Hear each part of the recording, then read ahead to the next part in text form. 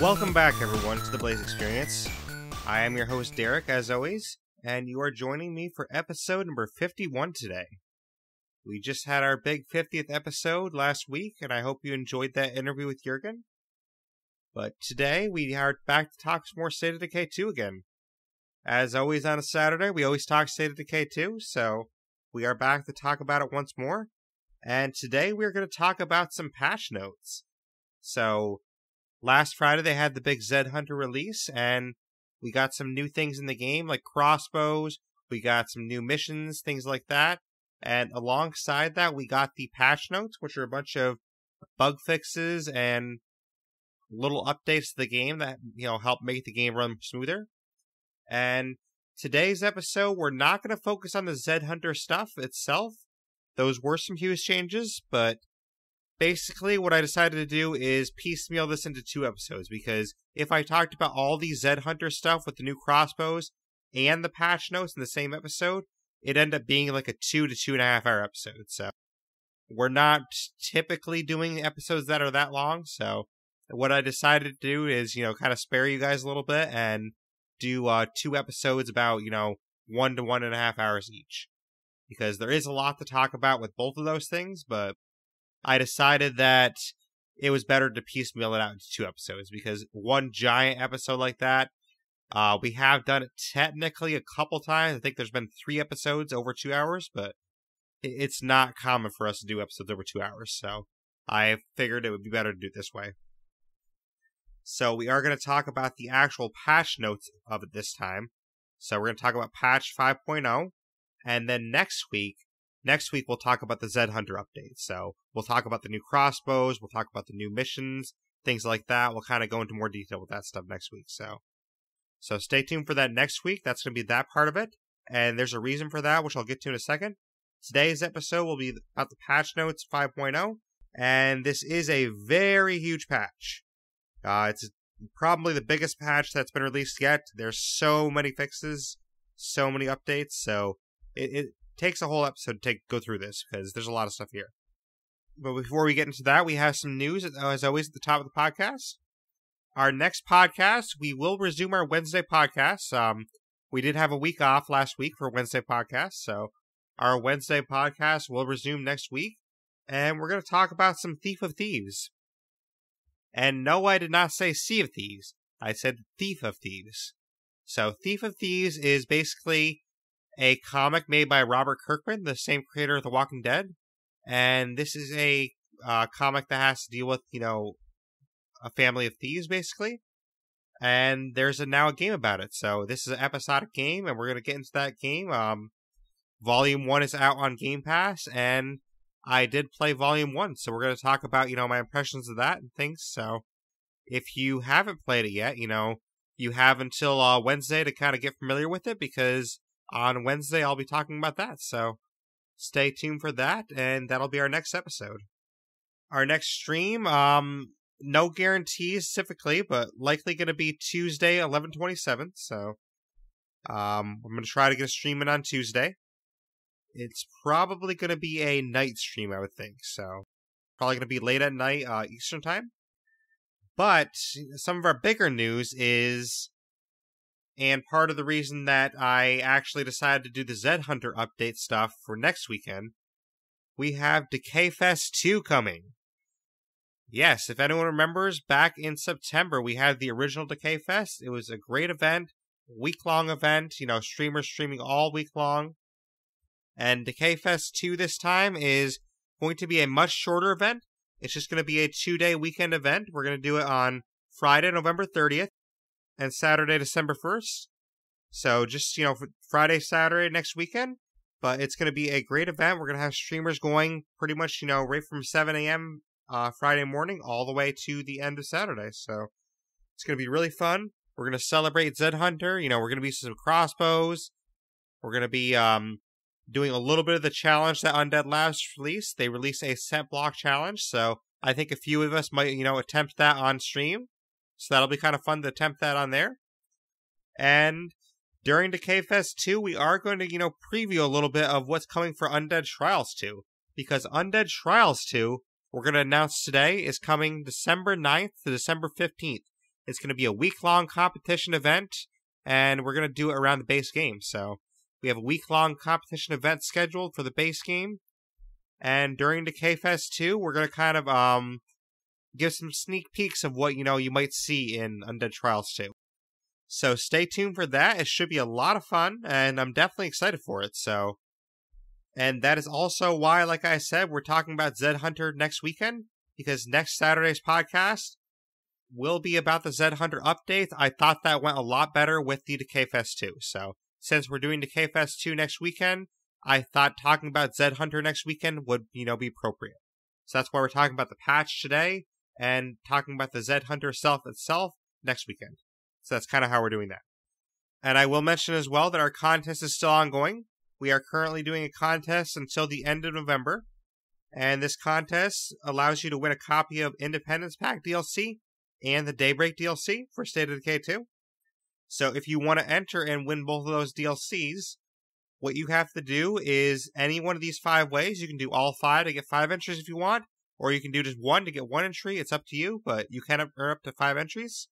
You can join our Discord, which will be in the show notes. You can join our Facebook group, which will be in the show notes. You can subscribe on YouTube. You can give us an iTunes review. And you can follow us on Twitter or retweet a tweet about the podcast release. So, for example, this podcast I'm doing right now, when I tweet about this podcast going out, if you retweet that, that'll count as an entry. So those are the 5 ways you can enter. One more time, I'll say them one more time. You can join our Discord. You can join our Facebook group. You can subscribe on YouTube. You can give us an iTunes review, which would be really appreciated because those do help us a lot. And you can either follow us on Twitter or retweet a tweet about a podcast release. So those are the 5 ways you can enter to get yourself a copy of the Independence Pack DLC and Daybreak DLC. And if you already have these, that's great. Then you might know a friend that's been wanting to play those DLCs, and you can just give them to a friend. So it's your choice how you want to use them, but if you win, then those will be yours. So stay tuned for next weekend. We're going to talk about the Zedhunter portion of this big update that we have here. And also next weekend, that is officially when this contest will end. So if you want to enter the contest, you have until next Saturday, so you have 1 more week. I will probably do the drawing live in my Discord next weekend. I might do it on Sunday since Decay Fest 2 is going to be going on Saturday, so I might do the drawing on 12/2 in my Discord. So that's probably what I'm going to do for that. But that being said, I know that was a little bit of news there. We're going to get into the patch notes now. So, as always in the Blaise XPerience, we go through every patch notes in detail, full detail. We don't skip anything, so if there's a point that's part of this patch, we will be talking about it. I don't always know the specifics of every single point. I mean, some of these points are kind of like, I wonder what that means. But we will be mentioning all of them because I feel it's only right for the listeners here that you get the full details. I know there's a lot of videos and other things out there that only give you like, here's 3 points from the update. I don't feel that really serves the listeners best because that doesn't give you the full picture of what was released. So it's my opinion that giving you the full information is the best way to go because then you have everything to go off of and you kind of hear my thoughts about it and you also hear what I think is important too because there's a lot of parts of this patch and other patches that I think are very important and some people leave these important parts out. And I think it's really good for the community out there to know about these parts because you don't want to be playing your game and then all of a sudden you run up against, what's going on here? Did they change this in a patch? And then you realize, they did change it in a patch and whatever information I got wasn't the full information. So that's kind of why I do it the way I do it and I try to give everyone the full information. So first up, we have some changes for Daybreak itself. So this list is all changes for Daybreak. So first up, we have Earn Clio rewards are now given to players even if they close or disconnect from a game before the round is finished. So this is actually really good because if you're playing a game and you disconnect, it is always frustrating to not have those rewards update for you. So anyone that's having those problems, you're having disconnect issues, maybe you're playing with a friend that's, international and one of you always disconnects just because of the ping or the lag or anything like that, then this is helpful because now you're going to at least get your clear rewards. So that is nice that that's fixed. This next one is one of the bigger parts of the patch, I think, and it's something I've been asking for personally for a while, and I'm really glad they updated it. The collection screen now shows you the prestige cost of the selected item, as well as your current prestige total. And that is huge because it was a big pain for players that, were playing Daybreak a lot to be playing Daybreak, you earn all this prestige, you have no idea what your prestige is, so you don't know when to stop. So you could be maxed out for, 3 hours, play another 3 games, and not know you're maxed out and waste all the prestige. Because what you had to do previously is you had to go back into the base game to find out how much prestige you had. So there's no way to know from the Daybreak screen how much prestige you already had. Now there is. So now from the collection screen, the game will tell you, okay, you have, 3,500 prestige. And then okay, I can play a couple more games of Daybreak before I actually have to worry about it. But if you have 9,000 prestige, then at that point, you want to go back into the base game, spend a little bit, and then go back to Daybreak. This is really helpful that they added this in, so thank you Undead Labs for adding that in. I really appreciate that. And hopefully others in the community do too, which I believe they will. Walls no longer show interaction icons when they do not need to be repaired. This is actually really helpful because it's kind of a small nuisance if you're newer at it, having that icon show up because you're going to think, oh, I have to repair this wall. And it's going to slow you down and it's going to, make the game more difficult for you if you don't already know when you want to repair the walls. If you're experienced, I don't think this is going to be a huge change for anyone, but because you've already, played the game enough to know, okay, I probably am not going to repair a wall until it's red at least, or it's down all the way. But if you're newer, then this might throw you off a lot, and you might end up repairing a lot of walls that don't really need repairing. Say it's like an orange wall, or even if the wall is fully at full health, having that icon there showing that, it can be repaired, that's really going to confuse newer players. So this is a nice change for anyone that's newer at Daybreak. Kind of along those same lines that I alluded to, lightly damaged walls now show yellow, not orange repair indicators. So basically a wall that's barely touched, it's going to show yellow and not orange. So essentially you're going to have yellow, orange, red, and then no wall. That's going to be your stages you have now. And yellow is going to be where you don't want to touch it at all because yellow is barely touched. That's like, oh, the zombie hit it one time. So that's not even worth your time to repair that. And that's going to help players that don't have as much experience at Daybreak know when to repair the walls and when not to. We added a waiting screen for clients to keep them from spawning into Daybreak before the host.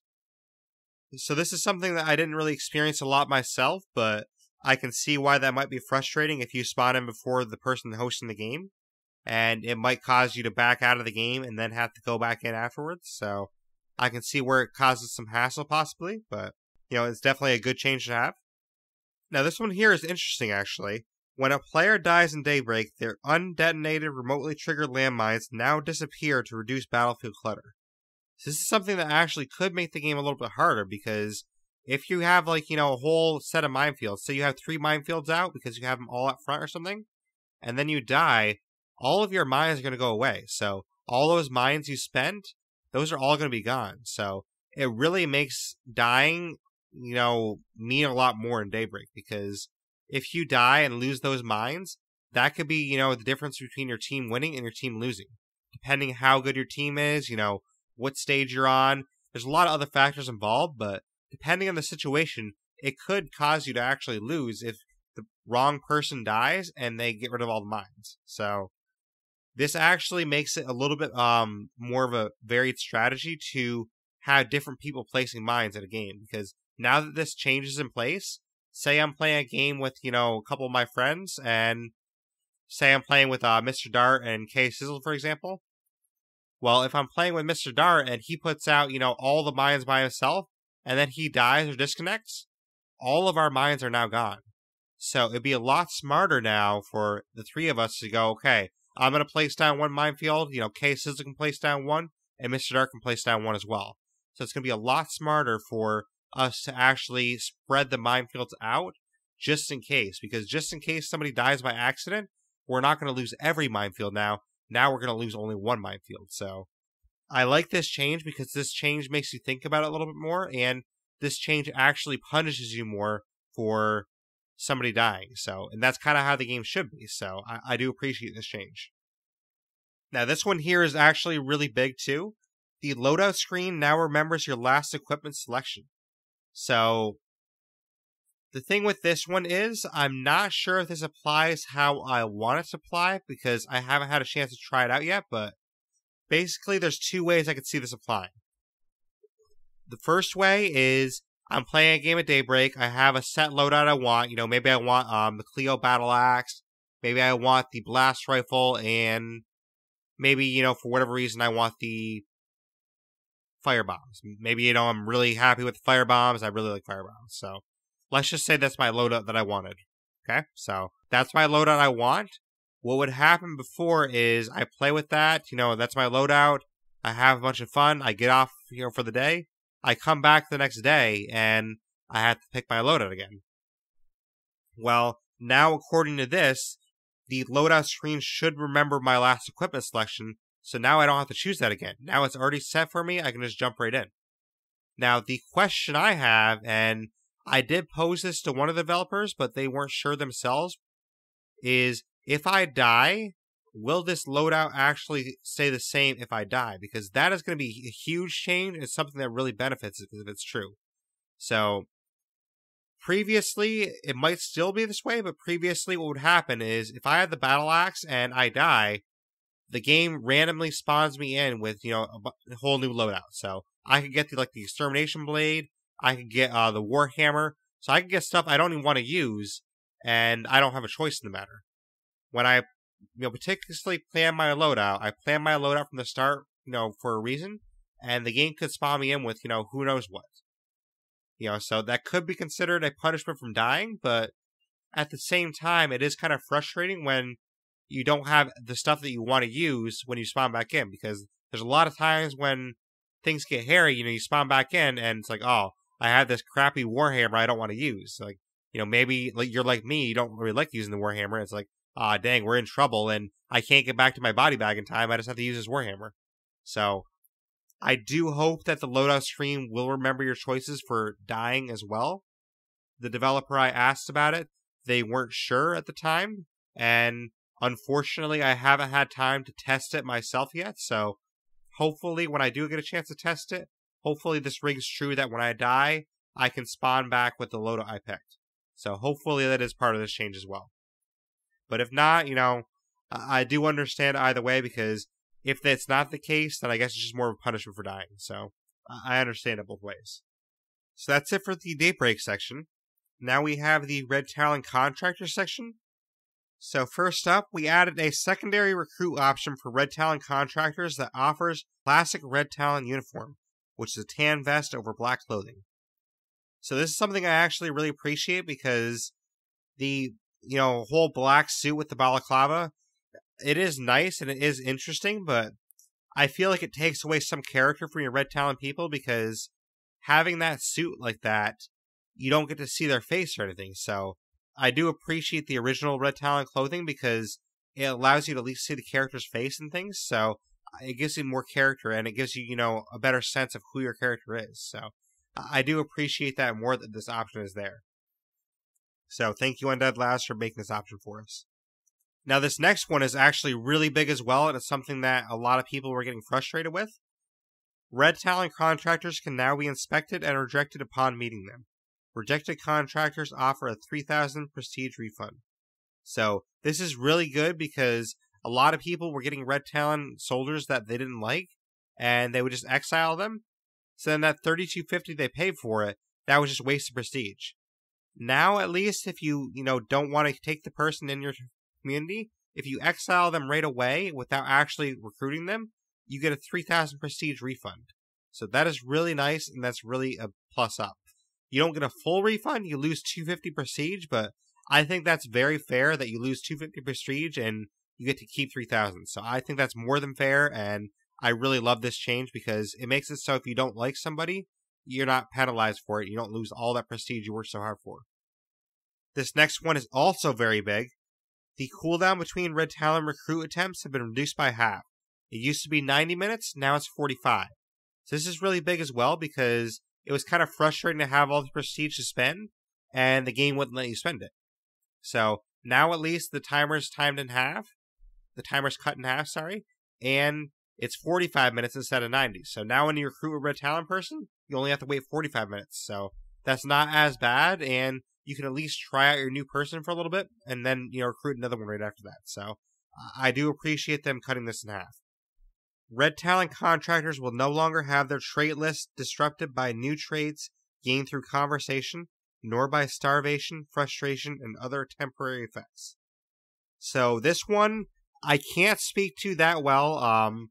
During the Undead Labs stream this week, Jeffrey Card talked about this one a little bit more in detail. I forget all the details that he said about it, but basically it was something along the lines of Red Talon contractors were having their traits kind of counteracted, and you would get traits that you weren't supposed to be getting. So I remember he mentioned one about a DJ, so you're getting like this DJ trait that you weren't supposed to have. So that is counteracted now. It's all fixed. So that's all good now. That's not going to happen anymore. So anyone that was getting traits added that you weren't supposed to, that shouldn't happen anymore.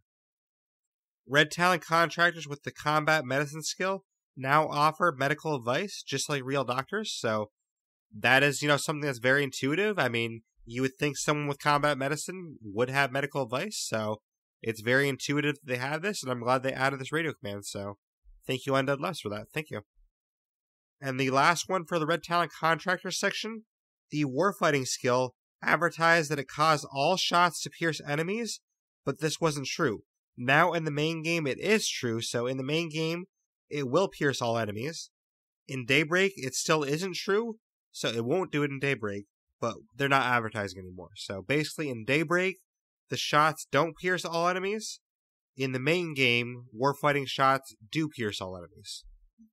Alright, next we have some gameplay changes. So the first one in this section is the aim camera no longer hitches when zooming in and out with a scope or sight. This isn't something that I experienced at all, but anyone that was having camera issues, those should be fixed when you use a scope and a sight now. So that is nice that they fixed that. Again, this isn't something I could speak to a lot because I wasn't experiencing this issue, but for anyone that was experiencing it, I'm sure it was frustrating for them, so I'm glad it's fixed. NPCs no longer become hostile when dealt damage from sources that weren't hostile to them. So I'm not sure of an example of this, but I guess maybe like a landmine or something. They accidentally step on a landmine that was placed earlier, or maybe a car blows up. Something like that, where like it was kind of a freak accident that, you weren't intending to do damage to them, and they become hostile to you. Now they won't be if it wasn't, supposed to be that way. So basically, you have to be directly hostile to them for them to become hostile towards you now. So that's kind of the way I'm reading this. Hopefully I'm reading that correctly. NPCs no longer react negatively when you accidentally point a gun in the direction. This was kind of like a very, very small annoyance, but it's something I did notice after a while, because anytime, like say, especially if I was sitting on a sniper tower and I was trying to shoot a zombie, anytime I'd, scroll, like I go across one of my characters' faces or something, they go, whoa, whoa, watch why you're pointing that gun. They'd be like all freaking out at me, and it was kind of like, geez, dude, like I'm trying to shoot the zombie, like just get out of my way. So it was kind of funny in a way, because, it was always like, some male or female that was just kind of standing in your way, like I'm trying to shoot this zombie here. Like I'm not even pointing the gun at you. I'm trying to point at the zombie and you're in my way. So it is nice that that isn't going to happen anymore. So now when you do that, they're not going to react negatively anymore. So that is nice. I appreciate that. Your character is now only impressed by a scavenging location when it actually has a lot of searchable containers. So basically, this is something that Jeffrey Card talked about a lot in the Undead Lab stream. But there were locations in the game that had, like, a certain kind of loot, or a certain loot that could be good. Like, it might have a ammo rucksack, This is a really good place to search. And they'd always say that, like, basically no matter what you search. Now it's only going to say that if it has a lot of search containers there. So now it's going to be, a lot more intuitive for the player, because the player's going to know, oh, wow, this place has a lot of things to search. Let me go in here. So it's going to be a lot better for the player that way. And in addition to that, kind of along the same lines, your character no longer reacts to every suburban house like it's a prime outpost opportunity. Because what would happen here is any outpost that would offer you something special, which in this case includes beds, they'd be like, oh, this is a great place for an outpost. We should rest up here. Or, oh, we should settle down here. It'd be something along those lines. And essentially a lot of suburban houses offer beds. So it would feel like, pretty much every place you walk into, they'd be saying that, because a lot of the places have beds, and beds are a resource that is, valuable to you. So that's why that was happening a lot more often than it should have been. Now that is fixed, and it shouldn't be happening that often. And last, for the gameplay fixes, we fixed an issue that was making it extraordinarily difficult to walk instead of jog using the analog stick. This is another issue that I haven't had personally, so I'm not sure. I get what the issue was, but it's not an issue I had personally. So, anyone that was using the analog stick, I'm glad that that's fixed for you now, and you can walk more properly, I guess. For me, I just never experienced this, so it is unfortunate for anyone that was. But now it's fixed, so thank you, Undead Labs. So next up, we have some fixes for our community. So first up, they said, it may not have been clear in the previous patch notes that we are now store only the 50 most recently used legacy characters, instead of stacking them up endlessly. This was necessary to reduce save sizes and prevent data loss. We are currently working on further improvements to this process. This is in reference to something they released in a previous patch, where now the characters that you have saved from your legacies, you only get to save 50. And the reason they did this is because some people were having save issues where if they kept going and going and going, and they, kept creating more save files, and basically what was happening is they'd lose data. So that's definitely not a good thing for them to be losing data. So in order to prevent data loss, what Undead Labs had to do is they had to cap the amount of characters that you could actually store.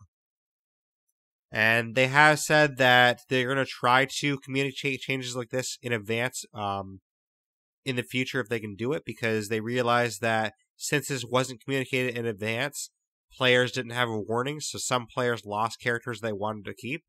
So I don't want to speak for them, but I think on their behalf, this probably wasn't intended. So they didn't want people to be losing characters that they cared about. They were just trying to prevent the data loss. So it is unfortunate that we didn't get a notice ahead of time, but Undead Labs has said that in the future they're going to try to give us a notice ahead of time for changes like this if they can do it. It's not guaranteed they can do that, but they're going to give their best shot to give us a notice ahead of time. Also, when you delete a community, any characters within that community who have completed at least one legacy are now saved. So this is good, because if you had a community that you didn't like, but you had like one of your top legacy characters in that community, so say you started with one legacy character and 2 new ones, it's nice that they do this, because now that legacy character, they're not going to be deleted as well. They're not going to be thrown away. You'll at least save that character. You're just going to lose the other 2. So I do appreciate this, and this is something that's good that Undead Labs did. Negative traits gained through conversation have had their negative impacts reduced, and in many cases removed entirely. You can feel more confident bringing followers into the field. This is another change that Jeffrey spoke more in detail about in the Undead Labs stream, so I would suggest checking that out, because this is a change that I can't speak to a lot on my own. This isn't something that I experienced, really. I never gained any negative traits through conversation as far as I know. Maybe I did without knowing it, and I just kind of, dealt with it. So it's possible I did without knowing about it, but as far as I know, it hasn't happened to me, so. But the ones that do happen like that, their negative traits will be reduced. And your followers, you can be more confident bringing them to the field with you. So followers aren't something I use a lot in the field. Usually I just, run around by myself, but occasionally I bring a follower with me, so if you do bring one with you, then you can be more confident about that now. We fixed several skill specializations that were not responding to experience rate buffs. This is good because any specializations now will hopefully properly have the experience for you, so that is good. I know there's some issues, way early on in the game where, like, say close combat way early on wasn't working properly because it wasn't having the experience go up, so it is nice that these specializations that weren't working properly are going to work properly now.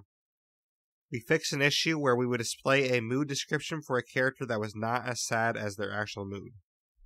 This is something interesting that I didn't notice myself. It probably did occur in my communities, but it's something that I didn't pay close enough attention to. But basically, your character would look sadder than they actually were. So it is nice that they kind of reflect this more intuitively now, because now when you look at your community, you should see basically the way the character actually is. If they're enthusiastic, they should appear that way. Or if they're not really that sad, they shouldn't appear so sad. So this is nice that they fixed this. We fixed some hero bonuses, traits, and other attributes whose effects were being ignored, specifically durability loss per shot, durability loss per hit, and food consumed per day. So I didn't directly notice this, but I did find that the durability loss per hit, specifically, I did find that wasn't seemingly working that well, because I'd used weapons that, were supposed to having, less durability loss per hit, and it seemed like they were breaking at the same point. So to me, I'm like, but I had no way to prove that it wasn't working properly, so I do appreciate Undead Labs looking out for us like this, because I had no way to prove that, the weapon wasn't breaking as fast as it usually did, but it just kind of felt like, this weapon doesn't seem like it's lasting longer. Maybe it's just me, maybe it's all in my head, but apparently it wasn't all in my head, and apparently it was bugged, so I do appreciate Undead Labs, taking care of this for us, and now those specific attributes should work properly. So I definitely appreciate that. This one's kind of interesting, too. We fixed a crash that could occur where your final member of your community died after finishing the final legacy mission. So I guess when you finish your final legacy mission and your character dies right at the end, so like if you happen to have them die right at the end, it would crash everything for you and you wouldn't get the legacy, basically. So that is very unfortunate because you already had the legacy, like you already did it. So that is very unfortunate. It seems like a freak scenario that I can't imagine this happened to a lot of people, but anyone that did happen to, I can understand why it'd be frustrating. So it is nice that they fixed this crash now. Alright, now we have some facilities updates. So the first one we have for the facilities section, the sniper tower now offers a passive -2 to threat level and a new option to spend 2 ammo to reduce the threat level by 6 for an hour while training the shooting skill. This is actually very interesting because if you want to train your shooting up faster, you can do that. You can spend 2 ammo, you can reduce the threat by 6, and you can train your shooting all at once. So that is a very nice option now, and I'm glad the option is there because it makes the sniper tower more viable, because the sniper tower is always something that I'd really found wasn't that useful to me.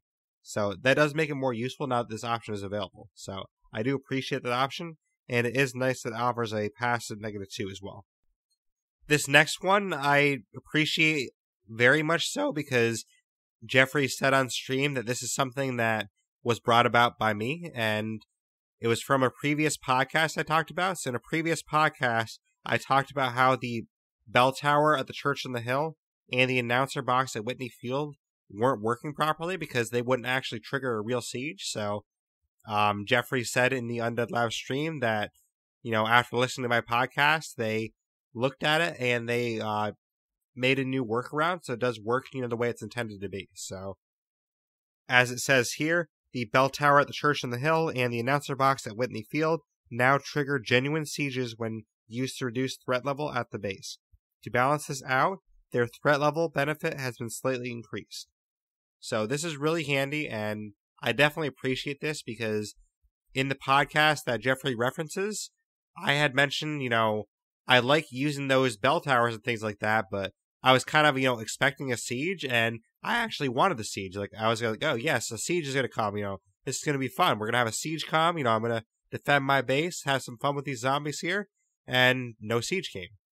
So, he explained what was happening is basically, if there weren't enough zombies in the area, because, this is probably your home base, obviously it's your home base at the time. If there weren't enough zombies in the area, then the siege wouldn't actually happen. But now what happens is they fixed it. They kind of, changed how it works. So now it's not based on the number of zombies that are in the area. It's just a siege triggers automatically. So it's more like, say when you use the Clio Relay. When you use the Clio Relay, a siege will automatically happen. It's more like that now, where basically a siege is guaranteed to happen now when you use those. And that is really cool because they did up the threat reduction to kind of counteract this. So now I forget the exact numbers, but say it was, -4 threat originally.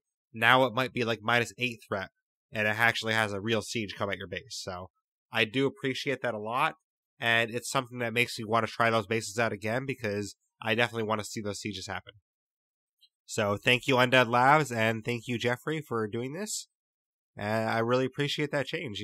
It's nice to have those things that are supposed to draw zombies in actually do that for you. So I do appreciate it a lot. Next, you now need to interact with a storage facility directly to withdraw a rucksack rather than teleporting them magically onto your back from across the map. This is a big one.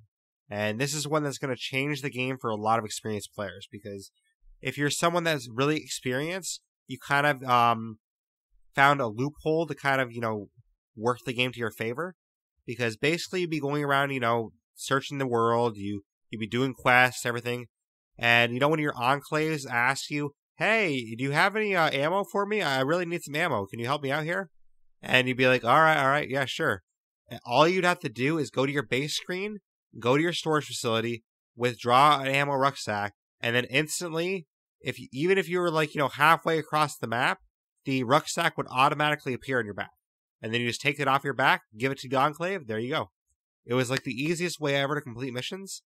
Now you actually have to go back to your base. So now it's disabled, and this is what they mean by teleporting it. So now you can't just open your base screen and have it automatically teleport to you. Now you have to actually go to your base and go to your storage facility to get it. So it does make it a lot harder to do missions now, but I do like this because that's the way it's intended to be. I mean, it's not intended to be some magic teleporting backpack. Like, that's not, the way the game should work. So, I definitely was using this before it was changed, but because, it was in the game. I mean, it was something that was generally in the game, and I was using it to, make my job a little bit easier. But I am a lot happier having it changed to make it harder, because I want the game to be a little bit harder, and I want the game to, be intuitive and be kind of representative of how the zombie apocalypse would be. Because in the real zombie apocalypse, you wouldn't have rucksacks magically floating in the air to your back. So, this is nice that they changed this, and even though it's going to make the game harder for experienced players and new players alike, I do appreciate this because it forces us to play the game the way the game was intended. So I really appreciate that a lot. Next, we now properly check the cooking skill when upgrading the Kitchen 1 facility to Kitchen 2. So I guess the cooking chill wasn't being checked properly, so you have to have cooking to upgrade it, and I guess some people were able to upgrade without having it. So that is good that that's fixed now, and you have to have the proper skill. The scrap materials for parts action now awards craftsmanship experience as intended. This is good because if you're trying to get craftsmanship experience and you were doing that a lot, it wasn't actually progressing for you, and now it should progress properly, so that is nice. This next one here, I don't know who wrote the text on this, but this is like the funniest line of this entire patch for me personally, and whoever wrote the text for this at Undead Labs, I really appreciate you writing the text for this. This is really funny. It made me laugh when I read it. But it says, the bike generator no longer accidentally incurs a fuel upkeep cost. So cyclists are apparently no longer drinking gasoline. So I thought that was hilarious when I read it. And, maybe people out there will agree with me. Maybe they won't. But to me, it kind of made me laugh because, if the bike generator was incurring a fuel upkeep cost, it's kind of funny to think about, like, oh, how is it up? How is it taking fuel? Are these people just drinking fuel? Like, so now apparently they don't need fuel. they drink water instead of fuel now. So, whoever Undead Labs had the sense of humor there, I appreciate that sense of humor. Thank you. We fixed a cost mismatch when employing the pathology skill to craft the bulk plague cure item versus individual vials of plague cure. So I don't know the specifics of this, but I guess there was some cost imbalance there where it was kind of imbalanced to do the bulk plague cure versus the individual vials. So now it's more properly balanced, I guess, which I'm all for proper balance. So, thank you all around for proper balance because I like things being balanced in the game. We no longer award free influence when changing maps since you now arrive with a free base instead. This is something that Jeffrey talked about in the stream a little bit. Basically, how the game used to work is you'd arrive at a new map at one of the rally points and you get some free influence because you need that free influence to buy a base. Now, since you arrive at a base automatically, you're not going to gain influence now. So that is nice because you shouldn't get free influence. And I kind of agree with that. So I do appreciate that about when you change maps now. The infirmary text now more accurately describes recovery from injury and trauma. I don't exactly know what this was, but, it was probably a little bit confusing, and they made it less confusing, so, I'm all for less confusing, so thank you. You can no longer repair the same weapon multiple times in a row without damaging it first. And this is actually one that I appreciate a lot, because you go into your base, you repair a weapon, and then you use it some more, it would get a little bit weathered, and you repair it again. And you'd actually have to get it damaged now because what was happening before is players were repairing the weapon before it actually got to the damaged state. And they kept repairing it before it got damaged. Now you have to actually wait for it to get damaged first, and then you can repair it. So I do appreciate that because it seems weird to repair a weapon that's not even damaged yet. So that is more intuitive this way. The withdraw rucksack actions on the storage facility now appear in the same order as the resource icons in the HUD. This sounds like something that, they wanted to display more properly. I'm not exactly sure what it refers to specifically, but this sounds like basically something they just wanted to do to make it easier for the player to read because I guess it was out of order for how you usually see your resource icons. Now it's in the proper order, so it makes more sense for you as a player. So that is nice. But that is it for that section. We still have 5 more sections to go, and yes, 5 sections. That's why I said this was a huge, huge patch. So this is, the biggest patch we've had yet. So we'll keep diving right in. Next, we have the items section. Fallen NPCs now drop their close combat weapons for you to recover. They can be equipped by other characters or salvaged for parts. This is something I appreciate because if you have a fallen NPC that dies, you can actually get their close combat weapon back. So especially if it's like the barbecue fork or one of the more unique ones that you have to earn, then this is nice that you can get that back. And it also helps you because you can get more parts out of it like it says, or what you can do is you can trade around with your other characters. So if you have a character that has like, oh, this character has the rusty screwdriver, I don't want them to have that.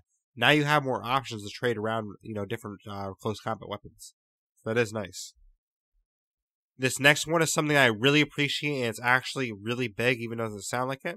The inventories of your parked vehicles now come with you when your community changes maps. So what was happening is you have a parked vehicle and you change maps, and that vehicle will come to the new map, but whatever was in the trunk inventory would all disappear. So say you had a couple of really nice guns in your car trunk, or you had some extra rucksacks, you would lose all that. Now you don't. So that is something that is very useful to the player, and it's definitely helpful to have that. Dropped items now display in-world icons to better indicate where they are as well as their current condition. This is something that I really, really, really, really love, and I can't state that enough. Basically, when you drop an item on the ground now, instead of just being like a red bag or a blue bag or something like that, it's actually going to show an icon above the bag to tell you what the item is. So you're going to see a little bandage icon. You're going to see a little sword icon. It's actually going to show you, oh, this is a melee weapon. Oh, this is a bandage. Oh, this is a snack. And it's actually going to show you if it's damaged too. So basically, if it's a damaged melee weapon, it might appear as red, or it might appear as yellow, or it might appear as white, meaning it's all good. So That is very, very useful, and it makes things so much easier for the player now. So I really love that change. This next one goes right along with that, and it really makes things easy for the player, so I appreciate it. Plague samples are now dropped as individual items, not as containers, making them quicker and easier to pick up. So what used to happen is a plague sample, it would drop as basically a container. You'd have to open it up, grab the plague sample, close it. Now it's basically just a single item, so you just pick it up off the ground and you keep going. So it makes things a lot faster for the player and a lot more intuitive. The interaction prompt on drop plague samples now says take plague sample instead of interact. This kind of goes along with that as well. Basically, it's just telling you you don't have to do anything with this. You just take it and that's it. So if you don't want it, I guess you don't have to take it, but you just pick it up and that's it. So it makes it really simple for the player. Vials of blood plague now cure early stage infections without needing to wait until you develop full-blown blood plague. This is something I really appreciate as well, because there's been a lot of times where it's been, a little bit frustrating where, oh man, I'm so close to getting blood plague. I have a cure with me, but I'm not at blood plague yet. So I have to go all the way back to my base. I have to, use some infection treatment to get rid of the blood plague. Now with that vial of plague here, it's going to get rid of all the infection, no matter if you have blood plague or you don't. So if you have partial blood plague, you can use this to get rid of it. And this is going to be something that's very useful with the new blood plague consumables, because in the Zedhunter update, there is new blood plague consumables that came out. We're going to talk more about that next week, but because of those, this is very useful to have this change. So definitely a plus there. Thank you, Undead Labs, for that. We fixed the bug where remote rocket pods and deployable minefields dealt no damage to vehicles. They now deal a small amount. That kind of makes sense. I mean, you'd expect those to deal a little bit of damage to vehicles, so it's good that they deal a little bit of damage to it. We fixed the stack count for piles of weapon remains to be the standard 3, not the 99 used for crafting items.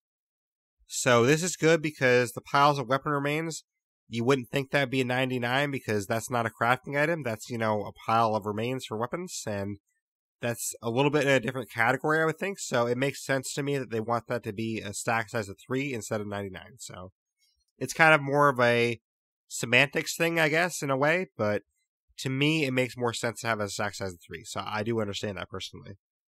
Triggerable items such as C4 are now set off in roughly the order they are placed, while most of these items are still set off. So that is good because you don't want things set off out of order. You want to place them in order you want and have them set off, in the same order. So that is good. I haven't run into too many issues with this, but then again, I don't use explosives too often. I especially don't use C4 often. But it's nice that they changed this. And it does say additionally, too, I left off this part. It says some of them, such as remote rocket pods, will interrupt the chain as they must be detonated individually. So that makes sense with those because the remote rocket pods are a little bit different case. They're kind of like the, I guess, biggest explosion we have. It's a series of explosions, so it does make sense that would interrupt the chain a little bit. Consumables that provide an effect over time will now display while active over the health and stamina bars. This is something I really appreciate and it's really useful because now, say you use a coffee. If you use a coffee before, you wouldn't know how long that coffee is going to last. Now what's going to happen is over your health bar, you're going to see a little coffee symbol. So that coffee symbol is going to appear there, and then you know when it's active for. So you're going to know, okay, this coffee is still active, and then when it goes away, that's when you know, oh shoot, my character is going to be tired again really soon. So it's really nice to see that on there because then you know how long it's going to be active for. So it might be active for 30 seconds, it might be active for a minute, but at least when it's active, it's going to appear there for you so you actually know it's active. Alright, next we have the mission section. So we have a couple of mission changes here. First one is Allied Enclaves ask for help and risk leaving the map if you ignore them about half as often as they did before. This is something that is really, really useful and it's something that players have been asking for a while because it felt wrong that you'd have an Allied Enclave and they'd ask you for help like all the time. You don't help them one time and then they leave the map. Like it seemed really stupid because if you've helped these people so much already and then you don't help them one time, they're going to leave the map because of that. That didn't feel right. It didn't feel intuitive to the player. It didn't feel good for the player because it felt like, well, why am I even going to help anyone? Because if these people are going to leave after one time not helping them, like that's kind of, stupid a little bit. It just wouldn't make sense really. So now I'm glad that this has changed, that the allied enclaves, they're not going to ask for help as often because you've already helped them enough to get them to allied status. And they're not going to, risk leaving as often. So basically, because they're asking for help less often, there's less risk of them leaving. So that is nice, and I do appreciate this effort from Undead Labs to kind of counteract that problem some players were having, because if you put all this time into an allied enclave, it doesn't feel good for them to, be asking for help every 5 seconds, and you don't help them one time and they just leave. So it didn't feel right for the player. So I'm definitely glad that's changed. When you interact with the NPC, the dialogue options now always pop up immediately, rather than sometimes waiting for a voiceover line to finish. So this is good just for time's sake, basically, because what would happen a lot is you'd have to wait, and if you're in a rush or something like that, then you'd have to keep waiting for that voiceover line to finish. So it is nice that you can actually interact with them and go about your business before the voiceover line finishes. Personal leadership-related missions no longer automatically override your current mission in the mission HUD. I appreciate this one personally because your leader would always have these, missions that were supposed to happen for them, and they would override what you want to do. So if I don't want to do that mission, I shouldn't have to. So it would override my mission, and it would basically mark the leader's mission as the most important one, when that might not be the most important mission to me. So I appreciate that we actually... It's not like you were forced to do that mission. You were never forced to do it. But it would always make it seem like, oh, hey, this is your most important mission, when it might not be the most important mission to you personally. So I appreciate that. Several story-driven enclaves have new trade inventories specifically themed to their specialties. This is very cool, and I'm definitely curious to check out some of these specialty items, because it would make sense that they have, items that are more geared to what they do. Like, say they're a medical trader. They should have medical items, so. And I'm excited to see the inventories reflect this. Starting characters are no longer shown as belonging to the same community until after you've completed the tutorial. So I'm honestly not sure where they're going with this one. I'm sure Jeffrey talked about it in the Undead Labs stream. I don't remember this one specifically, but I guess it was some kind of issue where they were showing that they belonged to the community and they weren't supposed to be showing that, because you hadn't completed the tutorial yet. So yeah, I'm not really sure on this one, but it seems like a change that could help somewhere. We fixed cases where the Warlord Notice of Eviction mission could accidentally be abandoned. So that is bad if it's accidentally abandoned, because that is one of your legacy quests. So it's good that they fixed this, because you don't want to have your legacy quest accidentally abandoned, because you don't want to go backward in your legacy quest. That's definitely a horrible feeling to have. Next up, we have multiplayer changes. We've refined the experience for clients depositing rucksacks for the host. Now anyone can make a deposit either at the storage facility or at a parking slot. Everyone is rewarded appropriately with influence. So it is nice that they actually made this more intuitive for multiplayer, so it makes it a little bit easier for you to help your friends. So I appreciate that. Clients now gain appropriate progress for achievements earned while in the host game. I know a while back this was an issue that a lot of people were having, where you weren't earning your progress for the achievements, as well as previously you weren't earning the rewards. They fixed the rewards a while back, and now it looks like they fixed the achievement part too, so that is nice. So basically now if you're in your friend's game, you're going to earn progress for your achievements as well. We clarify the error message for when a client interacts with the NPC while the host is also interacting with the same NPC. So I guess there was an error message that wasn't showing things properly. Now it probably says, oh, the host is interacting with this NPC, you have to wait. It probably says something along those lines, I would have to think. So, I'll have to try it out and see what it actually says. But now it's, more properly worded, so you actually know what's going on. We clarify the error message for when a client attempts to claim an outpost or home site while in the host game. So I don't know what this error message was, because I always knew that I couldn't claim an outpost in somebody else's game, but for someone that was trying to do that, I guess an error message would pop up, and now it's better explained to you why you can't do that, I guess. So that is nice to have that. We remove some jittery behavior of players and icons when riding together in vehicles. I don't exactly know what the issue was with this, but I know when you're in multiplayer driving cars, there's some weird things that happen, so any of those weird things that they fix, it makes it a little bit more normal, I guess. But sometimes those weird things that happen when you're driving vehicles are pretty funny. Your cars just like flip up in the air or something. And sometimes it's kind of funny to watch. So I do appreciate those for the bad that happens. Sometimes just because it's kind of a funny moment. But I'm glad that they made it a little bit more normal now. Next, we have UX changes. So our first change for this section is when you open a vehicle trunk while carrying a rucksack, the cursor defaults to the rucksack in your possession if there's room in the trunk to store it. So that is actually really helpful because it basically just makes it faster for you to get rid of rucksacks. So if you're carrying a rucksack, it makes it faster for you to get rid of it. And that is helpful because those rucksacks do weigh a lot and they take up a lot of carrier space on your backpack. So it is nice that they do that for you. When you die and you only have one remaining available character, we now auto-switch you to that character rather than having you choose from a list one.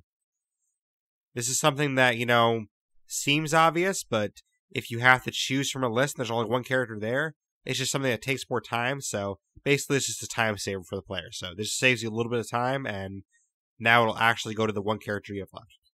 Pressing the view or V button will now close the community screen, even when you are zoomed in on a character.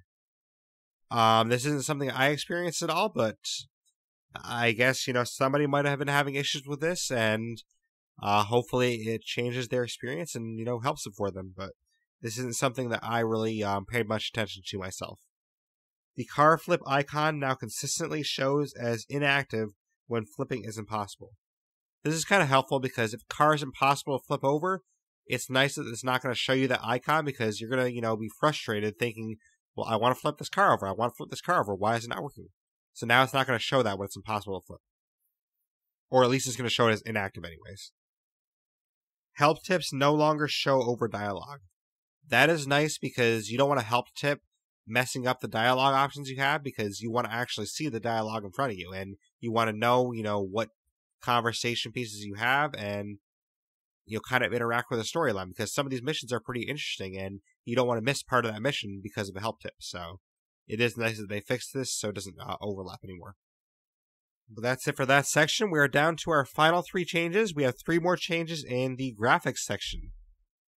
So these changes are all in the graphics section here. First one is billboards and signs now stream in their high-res textures at a greater distance. They look better from farther away. So I guess, if you're using an Xbox One X or using like a high-grade PC or something like that, then the billboards and signs, they'll look better from farther away. That is definitely a plus. The visuals and audio for automatic gunfire now line up much better than they did before.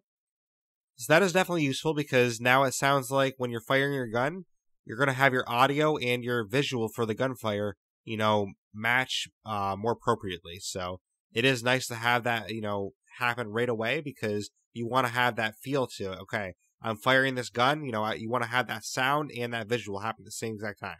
So that is nice that they lined it up better now.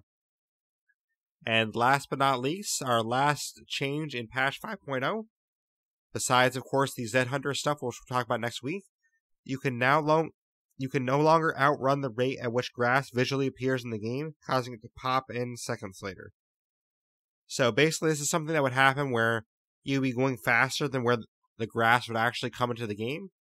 So you'd be, driving along or you'd be running and the grass wouldn't show up yet. You run, the grass wouldn't show up until afterwards. Now it's going to show up properly and it should show up when you actually are running over it, apparently. So this is nice because you don't want to, be running over land that has no grass and then all of a sudden it shows up. It's like, whoa, what happened? It's a weird feeling, and it's nice that they fixed this graphical error. But that does it. That is our patch notes 5.0. So that was definitely a mouthful. It was probably an earful for most of you as well. So I do apologize to some degree. But I think it was important to say all this because I think it's important to know all the stuff that came in this patch. And I think there's a lot of great things here. There's even a lot of subtle things that some of these subtle things you wouldn't hear about from a lot of people, but they're definitely nice and they definitely help the game. So I do appreciate all these. So thank you, Undead Labs, for continuing to work on this game and continuing to give us more patches like this because these patches really help the game run smoother and it really helps as a player to know that you're invested in putting time into this game and making the game better for everyone. And now I kind of know how Jeffrey must have felt too, because, he was trying to get a mouthful of these patches in on Wednesday when he was doing the stream. And it's definitely hard to get these patches in a, timely manner, because he actually had a more strict time limit. I mean, of course, this podcast went over an hour, and, I did get all the patches in, but I didn't get everything in under an hour, and he had to try and get it in under an hour. So it's a lot to get in, but we haven't missed anything. I think Jeffrey said that he might have missed a couple. We did not miss any of them, so we have covered everything here. So everything you have heard here is all the patch notes 5.0, so you don't have to go anywhere else to find that. It's all right here. The only thing we haven't covered yet is we haven't covered the Zedhunter update, which is like the new content, but we'll cover that next week because we're going to be doing Decay Fest 2 next week. So Decay Fest 2 will be happening on Friday, November 30th and Saturday, December 1st. And that will feature a bunch of streamers going from 7 a.m. on Friday all the way to the end of Saturday night. So we're going to go straight through and, do basically 48 hours of streaming. And we're going to celebrate the Zedhunter release. So, it's a big thank you to Undead Labs. So we really appreciate everything you guys are doing. And we really appreciate the new content, all these patch fixes and everything like that. So it really means a lot to us. And your hard work does not go unnoticed. So thank you, Undead Labs. We really appreciate you. But, that being said, Decay Fest 2 is coming, so get ready for next weekend. That'll be really fun. And we will talk about the Zedhunter release next weekend's podcast. So next Saturday, we'll have that podcast. But our next podcast in general is going to be on Wednesday. We're going to talk about Thief of Thieves. This is a game based on Robert Kirkman's comic. It's made by Rival Games. It's a episodic game, and they have Volume 1 out on Xbox Game Pass right now. I did play Volume 1 on Xbox Game Pass, so I'm going to talk about my experience with that, and, a little bit of a spoiler, it was pretty fun. I did enjoy it, but I'll talk about it more on Wednesday, so you can hear about that on Wednesday, and if you have time, definitely go try it out before Wednesday, so you can kind of have your own feel for it before I talk about it. In addition, our contest is still going on. We have a contest going for the Independence Pack and Daybreak DLC for State of Decay 2.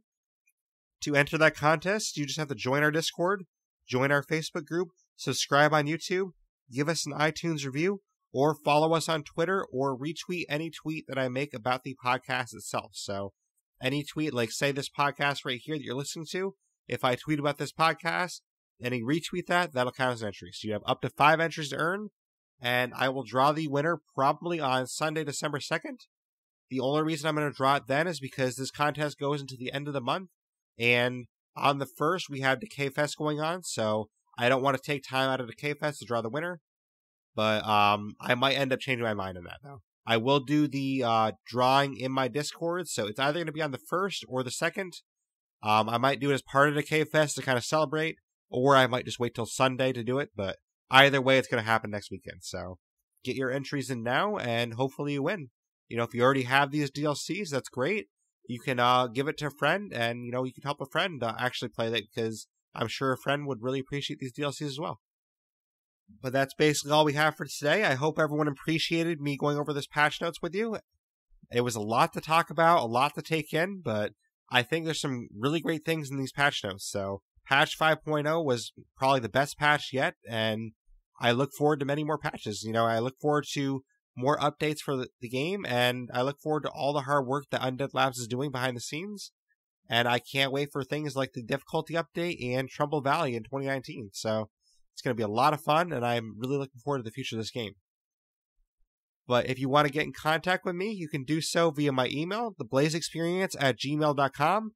You can do so on Twitter or my Xbox gamer tag. That's going to be @BlaiseXperience. That's capital BLAISE, capital XPerience.